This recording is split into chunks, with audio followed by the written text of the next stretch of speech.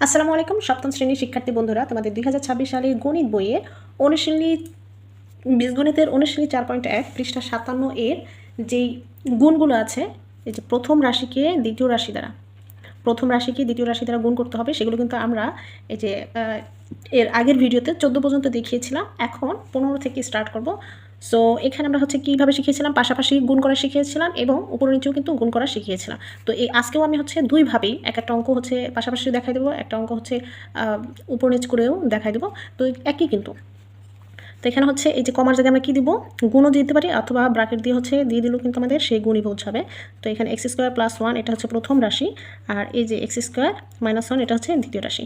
তো দ্বিতীয় রাশির এই যে এই প্রথম পদটা দিয়ে এই দুইটা পদকে প্রথমে গুণ করব, তারপর হচ্ছে পরের পদ দিয়ে এই দুইটা পদকে আবার গুণ করব।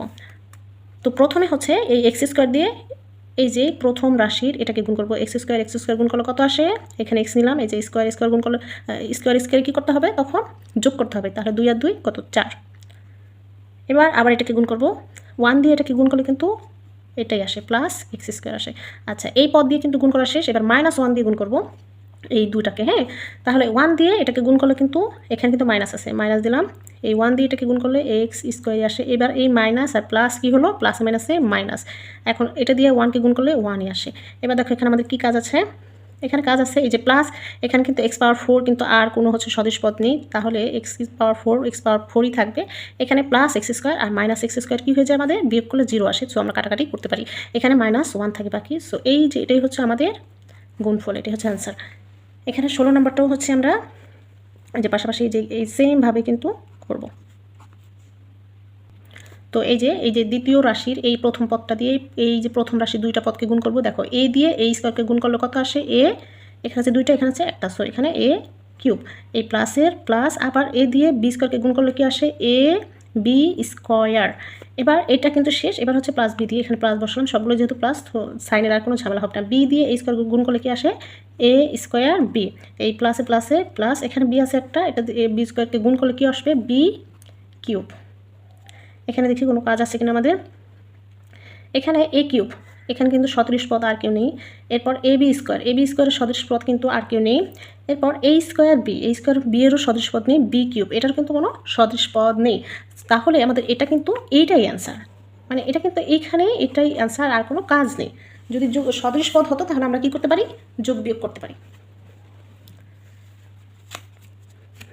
এই যে এটাও কী করবো, আমরা প্রথমে ব্র্যাকেট দিয়ে হচ্ছে গুণ করা বোঝাবো, এরপর হচ্ছে কমা এই যে দ্বিতীয় রাশিটাকে ব্র্যাকেট দেবো। তো এটাও সেমভাবে এই যে এই এ দিয়ে এই তিনটাকে কী করবো, গুণ করব। দেখো এ দিয়ে a² গুণ করলে কি আসে, a³ এই মাইনাসে মাইনাস। এই এ দিয়ে ab গুণ করলে আসে এ গুণ করলে a² আর হলো b, প্লাসের প্লাস। এ দিয়ে b² গুণ করলে কি আসে, ab²। দেখো এটা দিয়ে গুণ করা শেষ, এবার প্লাস b দিলাম প্লাস। এবার b দিয়ে a² গুণ করলে কি আসে, a²b এই মাইনাসের মাইনাস। কে বি দিয়ে গুণ করলে কি আসে, বি গুণ করলে b²।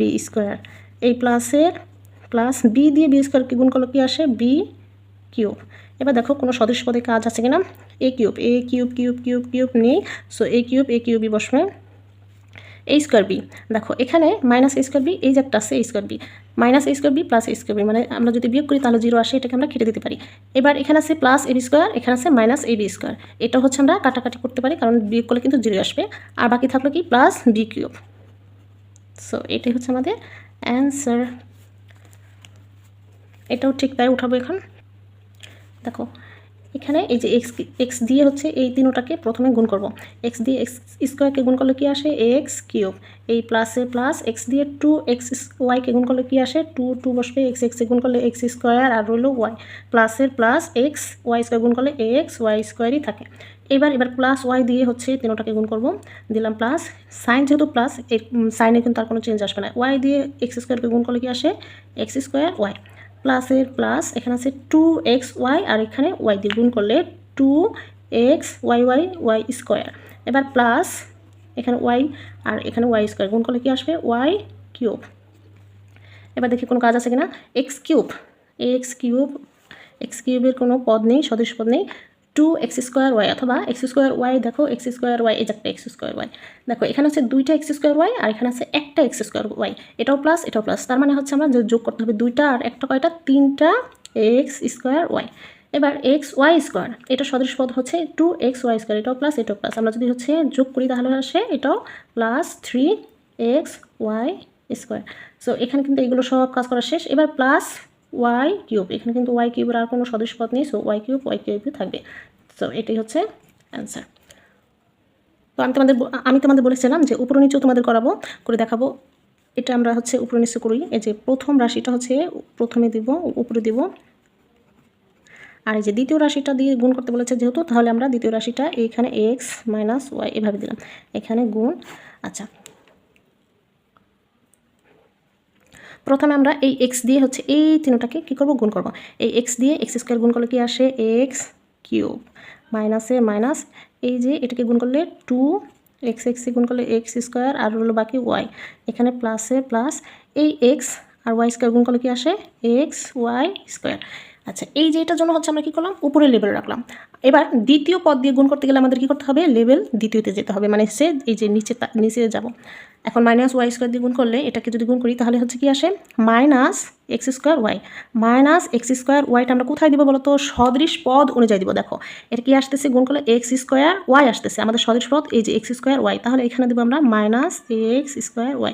এখানে একটু বুঝতে হবে, হ্যাঁ, পদ অনুযায়ী যেখানে হচ্ছে আমাদের পদগুলো মিলবে সেটা নিচে বসাবো, যাতে আমরা সহজে কাজ করতে পারি। আর এখানে কিন্তু মাইনাস ছিল, সো মাইনাস বসেছে। এবার এখানে মাইনাসে প্লাস। আচ্ছা, এটা দেখো কোথায় বসবে, এখানে আছে 2xy আর y গুণ করলে কি আসে, y², 2xy², মানে হচ্ছে xy² কিন্তু এই যেটা পদ, এটা দেখো মাইনাস, এটাও মাইনাস, মাইনাসে প্লাস, এখানে আসবে 2xy²। এবার এখানে y আর y² গুণ করলে কত আসে, y³ আসে, এখানে y³ কিন্তু কোথাও নেই, যেহেতু কোথাও নেই, সো এটাকে আমরা হচ্ছে কি রাখবো, বাইরে রাখবো। প্লাস আর মাইনাস বিয়োগ গুণ করলে আসে মাইনাস, প্লাস মাইনাস y³ এখন আমাদের কি করতে হয়, গুণের সময় কিন্তু কি করতে হবে, এই যে যোগ করে দেখাতে হবে। দেখো এই x³ কিন্তু এখানে আর কোনো সদৃশ পদ নেই, সো x³ থাকবে। এবার এখানে মাইনাস, এখানেও মাইনাস, তার মানে আমাদের কি করতে হচ্ছে, এটা যোগ করতে হচ্ছে। দুইটা x²y আর একটা x²y কি হবে, সাইন কিন্তু মাইনাসে বসবে, 3টা x²y। এবার এটা কি, এটাও প্লাস এটাও প্লাস, মানে যোগ করতে হবে, একটা xy² আর দুইটা xy², তাহলে কয়টা হলো, 3টা xy² হলো। এবার এটার কোনো সদৃশ পদ নেই, সো এটা যা ছিল তাই, এই যে এটাই কিন্তু আমাদের অ্যান্সার। সো আশা করি তোমরা উপর নিচে বুঝতে পেরেছ। তবে বীজগণিতে হচ্ছে পাশাপাশি রাখলেই মানে স্ট্যান্ডার্ড দেখা যায়, হ্যাঁ। এটাও আমরা হচ্ছে উপরে নিচে করে দেখাবো। সো প্রথমে এই যে পদটা দিয়ে, এই পদটা যদি আমরা এই তিনটাকে গুণ করি, দেখো x² গুণ করলে কি আসে, x² x দিয়ে গুণ করলে x³ পাশে বসালাম। এবার এই 2x গুণ করলে প্লাস 2x x² মাইনাস দিলাম x আর 3 গুণ করলে 3x। এই যে দেখো এই পদ দিয়ে কিন্তু গুণ করা শেষ। এবার দ্বিতীয় পদ দিয়ে গুণ করলে আমাদের হচ্ছে দ্বিতীয় লেভেলে যেতে হবে, এক ঘর নিচে নামতে হবে। 3 দিয়ে x² গুণ করলে কত আসে, 3x² আসে। আচ্ছা, 3x²টা কোথায় বসাবো, এই যে আমাদের x², এই যে সদস্য পদ এখানে বসাবো। তাহলে 3 দিয়ে x² গুণ করলে 3x²। এবার প্লাসের প্লাস কোথায় বসাবো, এটা 3 আর 2 দিয়ে গুণ করলে 3 দুগুণে 6 আর হচ্ছিল x, তার মানে 6x। এই যে এটা এই পদের সাথে কিন্তু মিলে, প্লাসে প্লাস এখানে দেবো, এই যে 3 আর 2 গুণ করলে 6 আর বাকি রইল x। এবার এখানে মাইনাস 3 দিয়ে 3কে গুণ করলে 3 3 9। এই যে ধ্রুবক পদ মানে হচ্ছে এটার সাথে কোনো চলক নেই, সো এরকম কোনো পদ কিন্তু আমাদের এটার সাথে নেই, সো এটাকে কী করে রাখতে পারবো, আমরা বাইরে রাখতে পারবো। প্লাসে মাইনাসে মাইনাস, 3 3 9। এবার হচ্ছে আমাদের সেই গুণের যোগফল করতে হবে। x³ দেখো এটা কিন্তু কোনো সদৃশ পদ নেই, এটাই থাকলো, এটাও প্লাস এটাও প্লাস, 3 আর 2 কয়টা, 5টা x², একটা মাইনাস একটা প্লাস, বড়টার সামনে যেহেতু প্লাস আছে, সো প্লাস চিহ্ন বসাইনি। 6টা থেকে 3টা চলে গেলে কয়টা থাকবে, 3টা।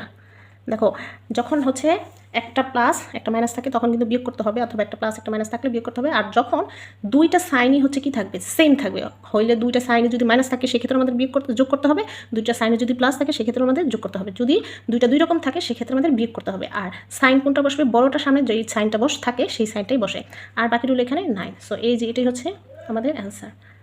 আজকে হচ্ছে এই পর্যন্ত। এরপরের যে বাকিগুলো আছে, বাকি 4.1 এর যে বাকি সমস্যাগুলো আছে সেগুলো কিন্তু সমাধান দিয়ে দিব। তোমরা খুব শীঘ্রই কিন্তু সেগুলো ভিডিও পেয়ে যাবা। পরবর্তী ভিডিও পেতে হলে কিন্তু আমাদের বর্ণলিপি একাডেমি চ্যানেলটি সাবস্ক্রাইব করতে হবে। আর ভিডিও ভালো লাগলে কিন্তু বন্ধুদের সাথে শেয়ার করবা, লাইক দিবা, কোনো কিছু জানা থাকলে কমেন্ট করবা। আল্লাহ হাফেজ।